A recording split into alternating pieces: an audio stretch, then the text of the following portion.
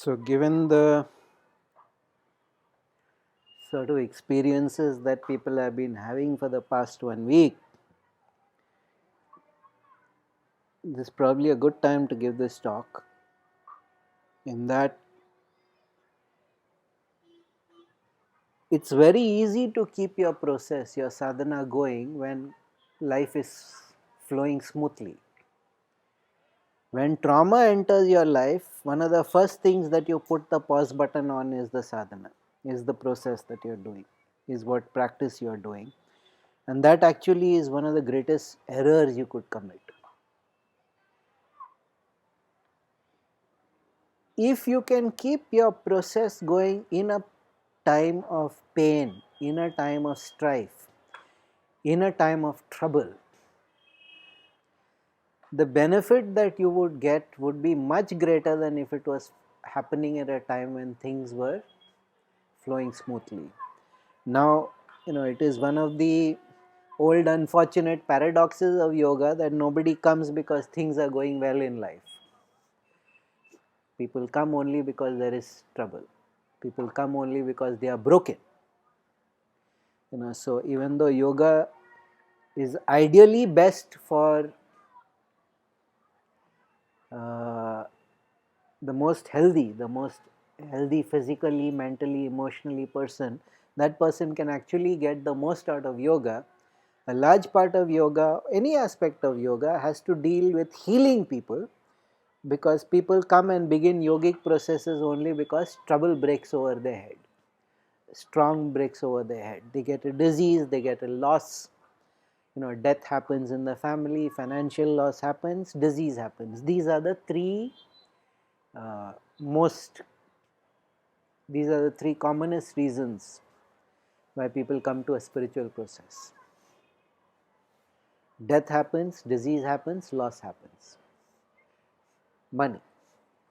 Of course, the greatest complaint is about money, because that is what people really value.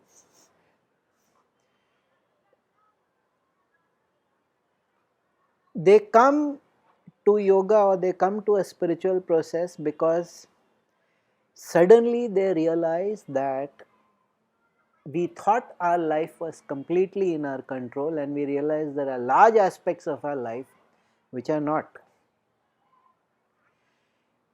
We could not function if we lived with the thought that any moment an accident could befall us, something could fall on our head, and that would be the end of the story.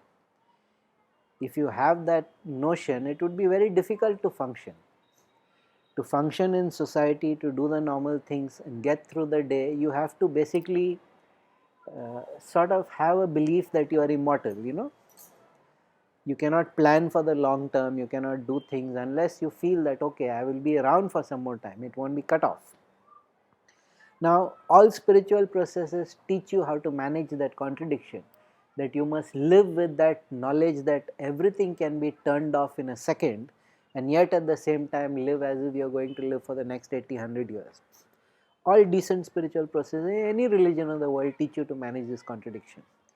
Because a lot of the shock that people manifest when an unexpected event happens is because they never allowed it to be in their consciousness that a loss could happen, that death could happen, or even that I could get a disease.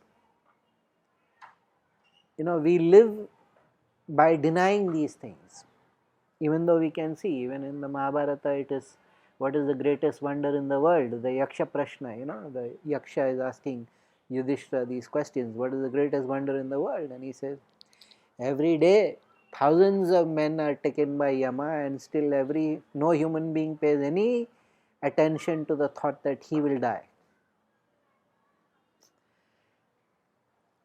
So that is another matter altogether. That is another matter of the how to live with that paradox, how to live with that knife edge of awareness that everything can be snuffed out in 1 second and still I must live as if I am immortal. The point I am saying is, if you are already in a sadhana, you start with tremendous advantage to somebody who is beginning a sadhana because trauma has happened. Now, many people come to sadhana because trauma has happened. Many people come Nowadays, of course, people come because they see somebody else doing a process. That person seems to be, Arey, that person looks much better. Kya, what are you doing? That's a common thing. Or I have heard you are doing something. What is this about? Can you tell me? Okay, that sounds interesting. Let me come. So you can say that net gain has happened, net progress has happened in society. But when trouble breaks over your head, that is not the time to stop your process. That is the time where your process has to become your greatest priority. You know, they say that you must sit for meditation for at least half an hour every day. Unless you really don't have the time because there is so much stress and so much trouble, then you must sit for 1 hour.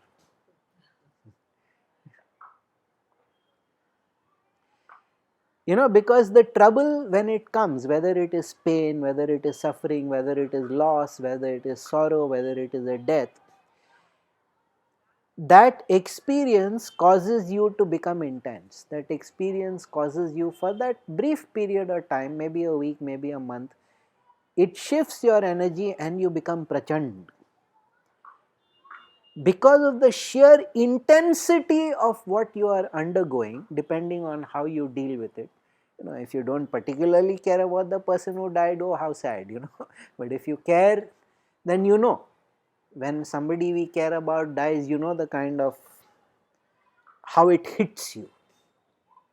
Yes, that the sheer wall of pain that comes up, and the sheer, you really, people commit suicide out of that loss, But what happens is that the organism, the mind, the body, the emotion, even the physical body is placed in a state of intensity. Is placed in a, now it is negative intensity, of course, but nevertheless it is intensity. And for yogis, all intensity is valuable because we can make use of it. So if at that time you can grab onto your breath, at that time you can grab onto your 8 spiritual breaths, at that time you can grab onto your affirmations and your meditation, the progress you make, at that moment you won't see it as progress. But years later you will realize, man, I was on jet fuel at that time. I was moving so rapidly at that time. Which is why many yogis say, I don't agree with them, but there is some truth to it. They say that God only sends pain and suffering because others people would never wake up. People would never come to what they could attain or could achieve if they did not have that prick of pain, sorrow, suffering.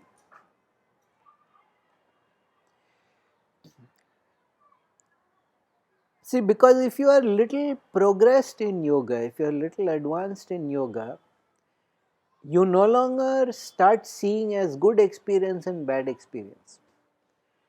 You just start seeing as this is something that is creating intensity within me. And the minute something is creating intensity, you can catch hold of that and throw it into your sadhana. You can catch hold of that and put it into the service of your sadhana, and tuck, tuck, tuck, tuck, tuck, you start growing. You start moving at a rapid pace, at an amazing pace.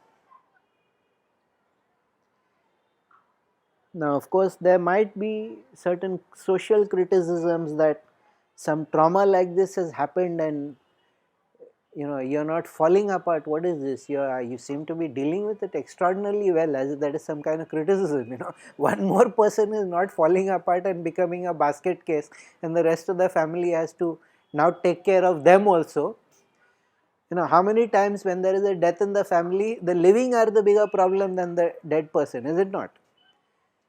We have to take care of the living. People fall apart emotionally, they completely fall apart, they become good for nothing, and somebody has to step in and manage them and manage all the practical realities of the fact that there has been a death. And so if the first time some such thing hits you, the first time some such sorrow, pain, loss hits you, some trauma hits you, you either begin a spiritual process or you grab onto your spiritual process and don't let go of it, immense growth happens. The next time something like that happens, you realize your reactions are completely different. You realize, I can deal with this. This is a completely normal thing. This is a completely natural thing. You know, life has its peaks and life has its troughs, and I can deal with this.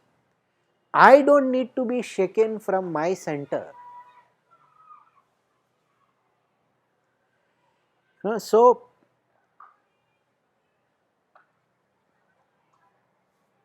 yogis, when you take sannyasa and you go and do meditation in the shamshana and you observe the burning corpse and you travel and you don't get to eat, yes, all those are negative sort of things, or all those are deprivations, all those are very uncomfortable things, but that discomfort creates intensity.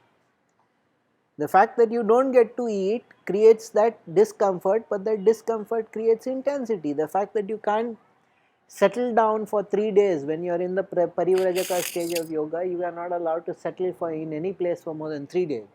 After 3 days you are supposed to move forward. The fact that you cannot get settled creates discomfort, that creates intensity. So these are all tricks to create intensity. If you cannot raise the intensity within yourself, khud prachand nahi ban sakte, you cannot be prachanda on your own. You create environmental circumstances to become intense, and you use that, which is why they don't lose the thread of the sadhana. Hold on to the kriya, hold on to what you are doing, hold on to your meditation. Don't lose that thread, because once you have that centering, yes, in the beginning it's like a conditioned response.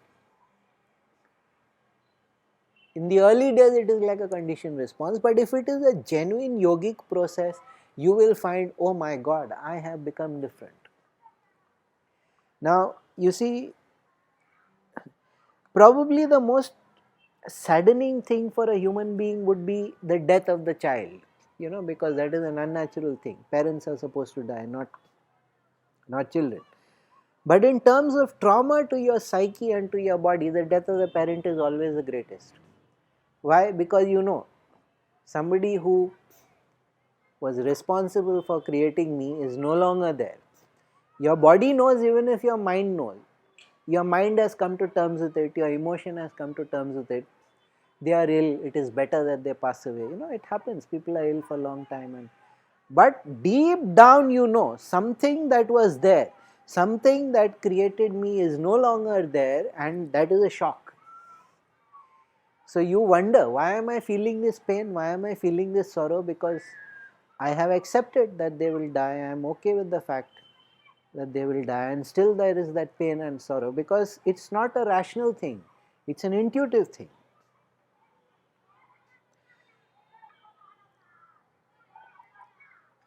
So I am not particularly sentimental about family relationships, quite the opposite. But when my parents died, I realized that bodily knowledge of loss is there within me also.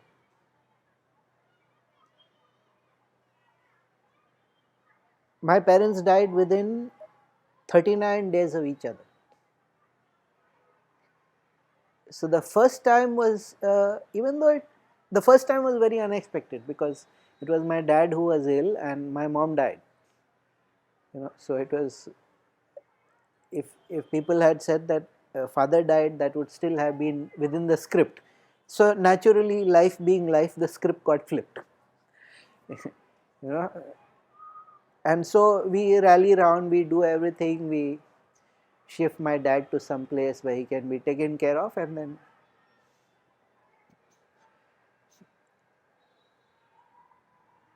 the reason I'm saying this story is because I didn't stop my sadhana at that time.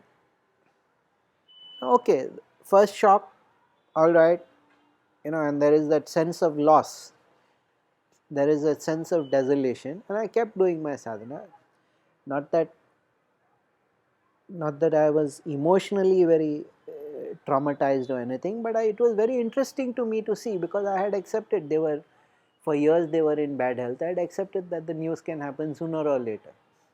But that sense of intuitive loss was very interesting, because it's a unique sensation that you never ever feel. It cannot be possible. Only twice in life you can feel that. The second time, though, the shock was very great, because nobody is really ready.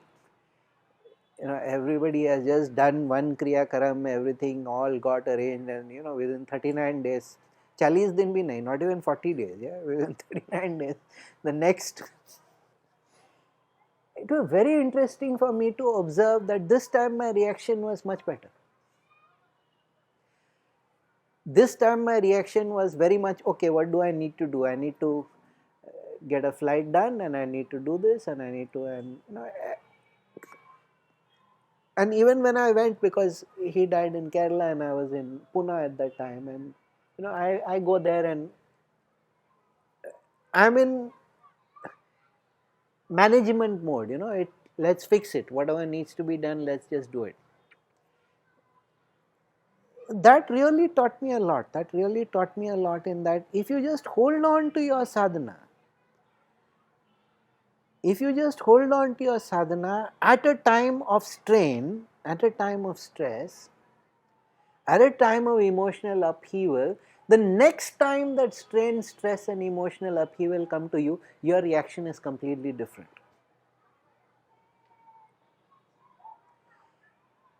Okay, now this is a very dramatic and peculiar example, because it hardly ever happens to people like that. Very rare, hardly ever happens. But there are episodes of illness, or episodes of loss, or episodes of, and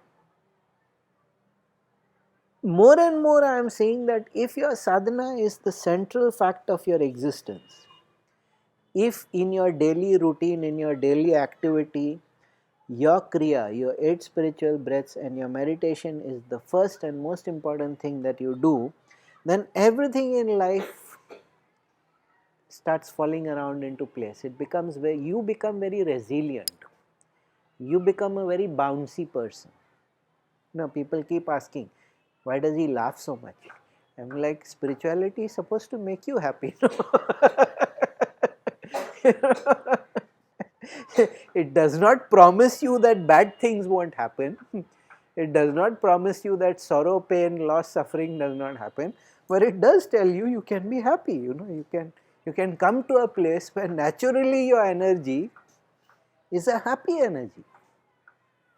You can be a happy person, and I'm genetically depressive and I'm still a happy person.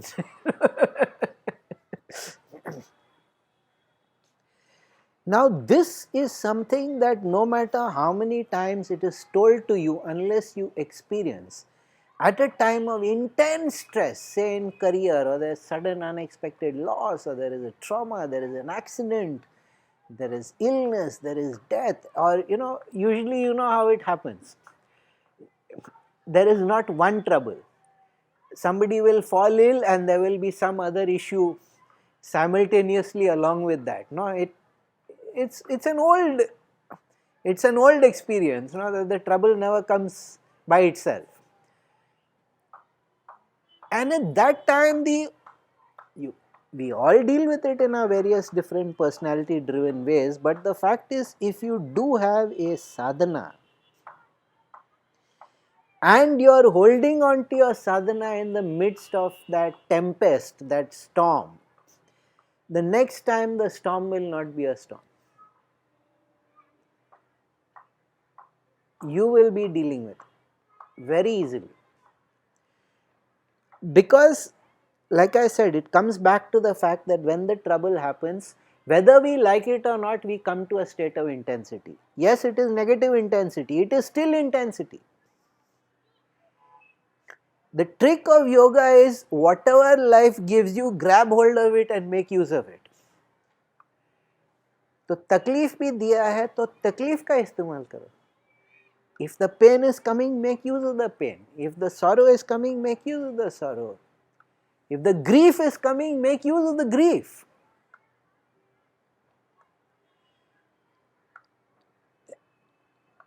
You know, people break, they have psychological breakdowns. When we say somebody had a psychological breakdown, it doesn't even mean that the mind broke. It means that the emotions were so strong that the mind couldn't take it anymore. Yes? Is that not what we mean when we say somebody had a breakdown or somebody went mad? It basically means that the mind couldn't process the intensity of the emotion. So the mind shut down. But if you have a sadhana, you don't need to. When you're doing the breaths, do the breaths with khunnas. No need to do the breaths with a feeling of, oh, I am a, the whole new age way of, I am beaming out universal love. We do have that in our also. We send out light and love and we draw from everybody. But if you are in that state of khunnas or in that state of intensity or even in that state of anger, do it.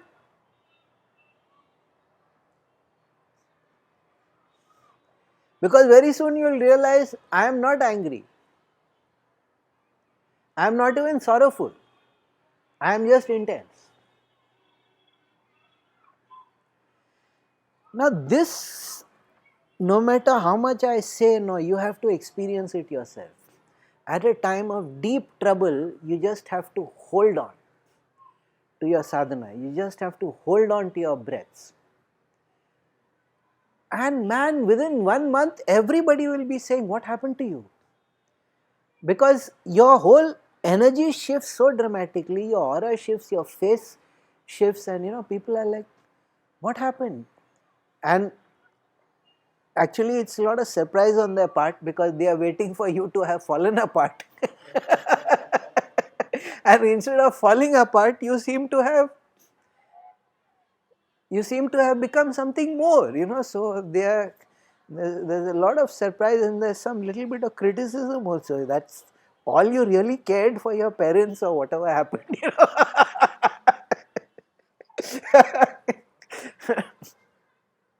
I have seen this way too many times. I have seen this way too many times not to know it. And it's universal prescription. They don't say it just like that.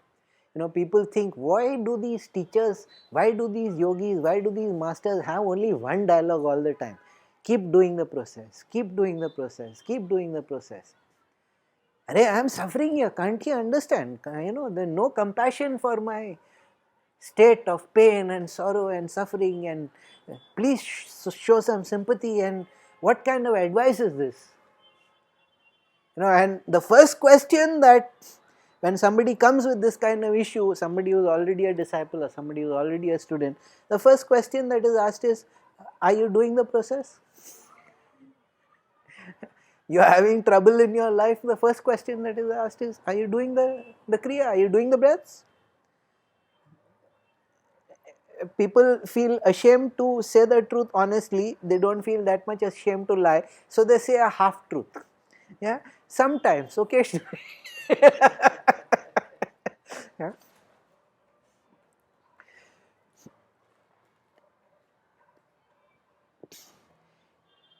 See, if you are doing your process, especially if you are an experienced meditator, experienced practitioner of Kriya, if you are doing the process, you would not be coming and complaining that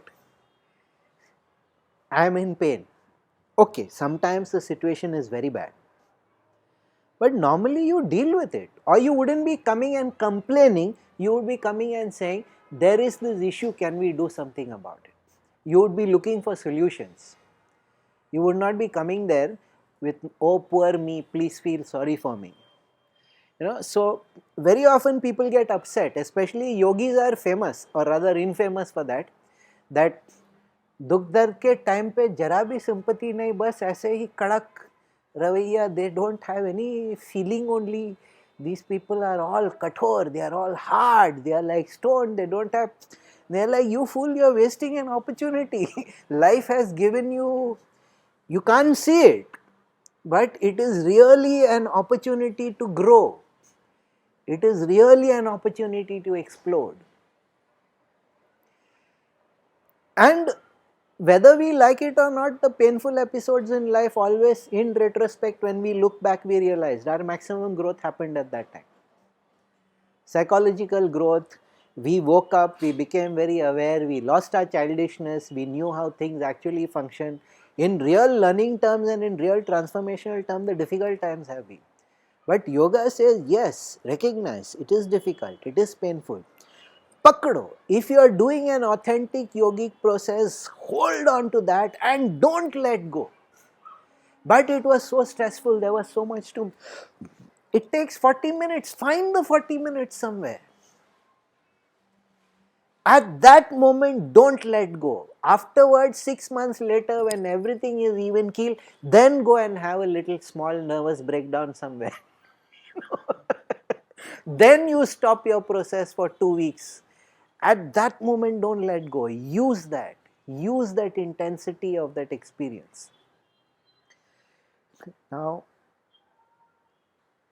this is the greatest tragedy, because no matter how much you tell somebody, until they experience it themselves, they don't realize the value and the truth of this.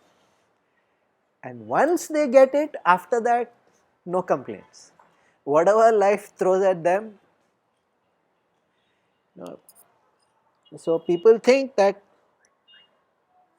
it's a criticism, and it's a false criticism. They say that spiritual people, they start using their spirituality as a drug. They don't deal with the reality. No. Maybe some people are doing that.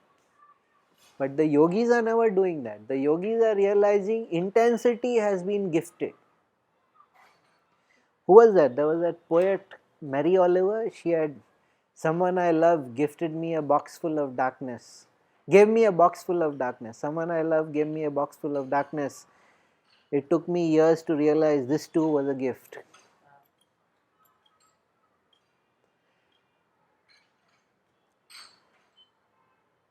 What happens is, for the yogi, there is no longer good and bad. There is no longer judgmentalism about the situation. Oh, that is not acceptable, this is not acceptable. For the yogi, there is intense, not intense.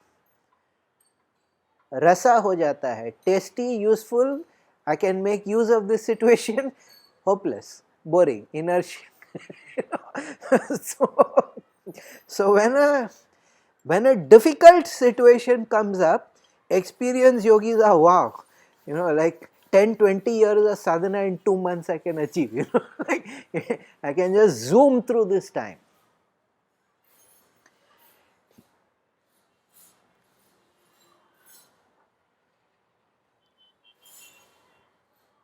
And this is not being callous. This is not being cruel and unfeeling and not sympathetic and not compassionate. No. This is reality. This is yogic reality. And if you grasp this, man, your life will change in so many ways. In so many fantastic ways, your life will change. Because just don't say that this is pain, sorrow, suffering. Just say this is intensity coming in negative way. I am going to make use of you. Here, come. Because with that sorrow, if you can do the breaths and you can sincerely say the smarana, the affirmation, you do not know what power starts vibrating from the affirmation.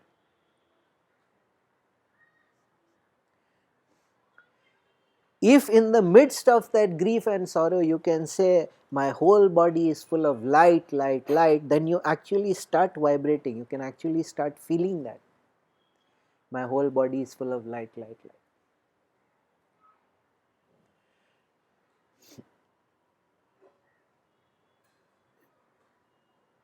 So it's a perception matter and of course an action matter, because how you perceive a traumatic situation changes and how you act in that traumatic situation changes.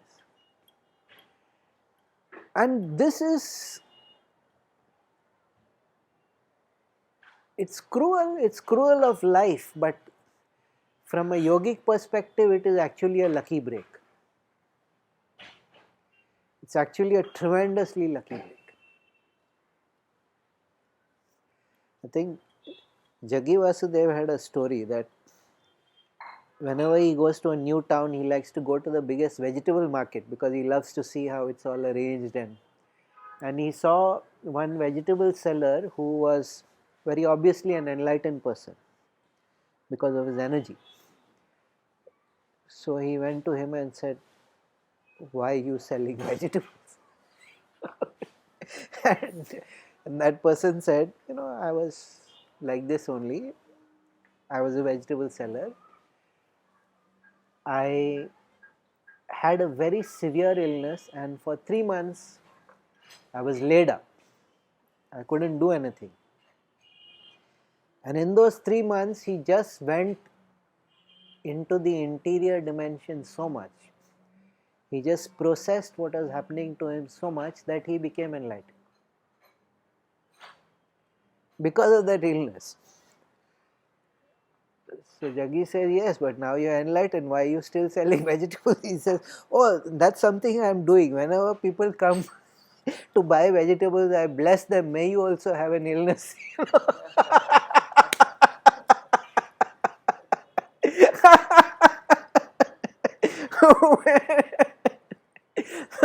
So he was doing exactly what I was saying, that you just take the intensity of the experience and you use it.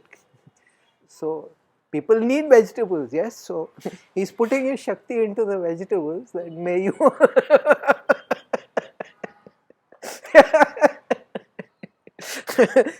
a rather drastic solution, but psychologically, from a yogic point of view, he's dead on. Yeah, okay, Sarvam Shyam.